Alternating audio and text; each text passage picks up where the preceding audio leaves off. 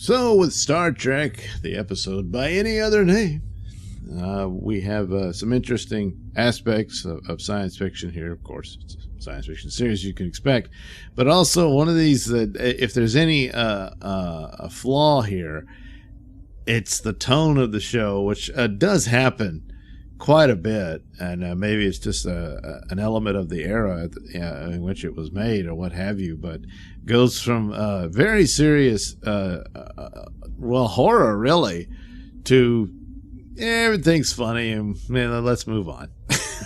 Yeah, so the Enterprise responds to a distress call. They come to this planet, and it's a trap. There's these aliens there who intend to take over the ship, and they have a far more superior and powerful technology beyond what the Enterprise can do. And ultimately, Kirk and crew are completely helpless. There's not much they can do against these guys. And turns out they're not even from the galaxy. They're aliens from the Andromeda galaxy. And they intend to steal the Enterprise in order to return to that galaxy, which Captain Kirk immediately says, well, even at maximum warp, it'll take thousands of years to get there. And they said, well, yeah, but with our help, it'll only take 300. Well, that's still a long time. Turns out their mission is generational, so they're actually the descendants of the creatures, or the Kelvins as they call themselves. Which, I know it's that sort of became significant years later, but they've taken human form in order to be able to operate the Enterprise. So we learned that their ship was destroyed when it entered our galaxy, and this is an episode that makes use of Star Trek's continuity that they've established within this series, where they've established that the Milky Way is surrounded by some strange energy force, and it's difficult to pass through. It's not impossible, but it creates problems. So we revisit that element that was introduced early on with the second pilot of the series, where no man has gone before. Now, it is of some interest to note that as they pass through it, I guess the Kelvins are able to keep the Enterprise from being electrocuted by the strange bolts that went through that turned Gary Mitchell into a god, because then one of the humans would have had godlike powers and would have made short work of those nasty Kelvins. But that didn't happen. So, but it's an interesting thing of this setup of the generational span it would take for them to make this, and they're dedicated to their mission. They're a species who have abandoned emotion and a lot of the interests that human beings and even Vulcans would understand, but they no longer do. But of course, the catch here is they've taken on human form in order to interact with humans and to make use of the Enterprise. And, well, there's a heavy price for that. And ultimately, Kirk and crew win by pointing out the Kelvins aren't Kelvins anymore. And certainly by the time they reach their home in Andromeda, they'll be completely alien to them. Their descendants, of course, will be completely alien. There'll be a bunch of human beings arriving there, and the whole mission was pointless. And ultimately, they decide to appeal to the Federation to be settled within the galaxy and live out their lives there. Now, of course, they do this through a series of different means. Spock is the one who notices that one of the Kelvins is curious about why the humans are eating food. He says the nutrition you can get in these pills, and it's fine. And they say, well, it's enjoyable, and it's part of the, the joy of eating it. And so the guy, oh, well, let me try it out. And so he does, and he goes, oh, yeah, it's really good. They complain about they have all these new senses and stuff in these human bodies, and they're not used to them. But part of that is the pleasure that one can experience through senses, and so this begins to break the Kelvins down. So this guy is with food, and Scotty hits on the idea of getting him drunk, which he certainly does. this other guy, Bones, treats him with medications that's supposed to treat his irritability, but it only makes it worse. But of course, Kirk, what does he do? Well, he seduces the girl. Yes. Starts making out with her, and it turns out that the leader of the Kelvins has actually got his eye on her, even though he didn't realize it. He becomes incredibly jealous of this, and he begins to fight it out with Kirk, and then that's when it dawns on him, as Kirk's screaming at him, that you're not Kelvins anymore. And so there you go. Now, the other element of continuity within the series here established is Kirk refers to a time when Spock made use of the mind meld abilities, even without touch, to contact someone else's mind.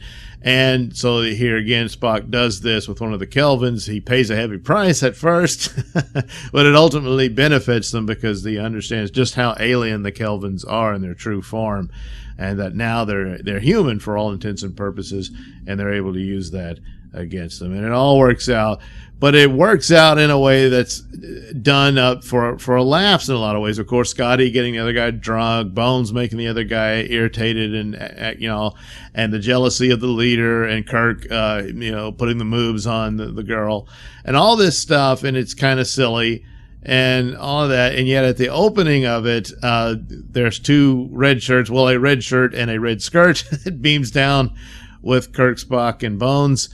And Kirk tries, to get the better of the Kelvins and escape and all that, and it doesn't work. Of course, they have this ability to paralyze them and all this stuff.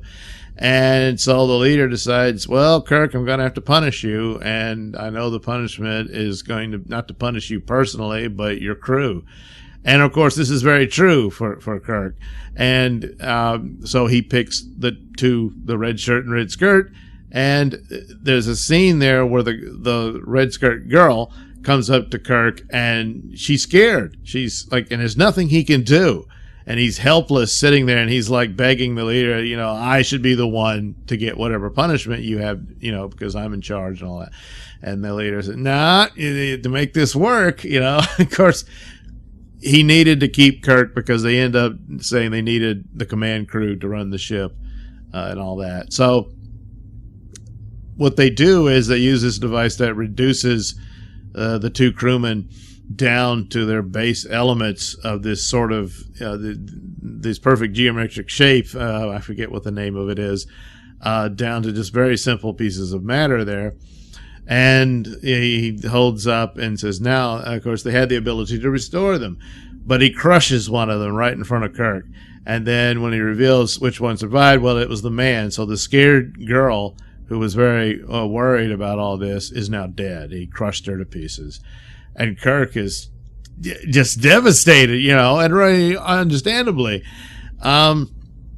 Early on, he made the offer, which they end up deciding on at the end, was that the Federation, you don't have to force this into anything. The Federation would open up dialogue with you, and we could find means by which you could settle your people here in the galaxy peacefully and all that. And they reject that outright.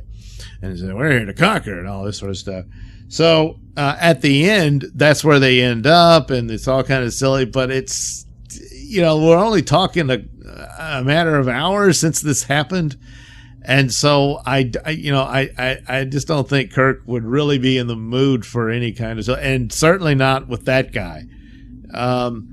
So who knows? Maybe they got the off guard and then killed every last one, phasered them all.